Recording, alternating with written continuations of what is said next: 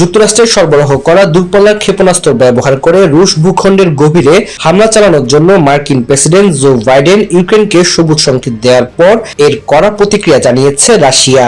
Biden প্রশাসন এই সিদ্ধান্ত নিয়ে সংঘাতের আগুনে ঘি ঢালছে বলে রাশিয়া মন্তব্য করেছে।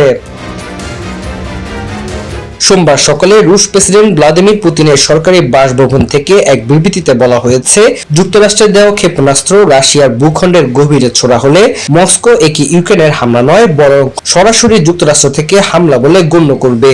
বিবৃতিতে আরো বলা হয়, বিদায়ী মার্কিন প্রেসিডেন্ট বাইডেন প্রশাসন যে আগুনে ঘি ঢালার পদক্ষেপ নেওয়া এবং সংঘাত ঘিরে উত্তেজনা আরো উস্কে দিতে চায় সেটি স্পষ্ট। Нашему суверенитету и территориальной целостности мы считаем для себя возможным использовать все имеющиеся в нашем распоряжении средства. বিবিসি জানিয়েছে, কয়েক মাস ধরে ইউক্রেনের প্রেসিডেন্ট ভ্লাদিমির জেলেনস্কি দূরপাল্লার ক্ষেপণাস্ত্র ATACMS নিজের দেশের বাইরের ব্যবহারের অনুমতি চাইছিল।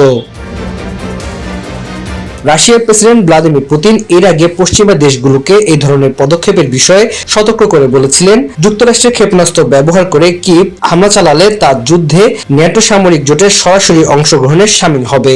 যুক্তরাষ্ট্রের সবশেষ সিদ্ধান্তের বিষয়ে ক্রেমলিন কড়া প্রতিক্রিয়া জানালেও পুতিন এখনো নিজে থেকে কোনো মন্তব্য করেনি।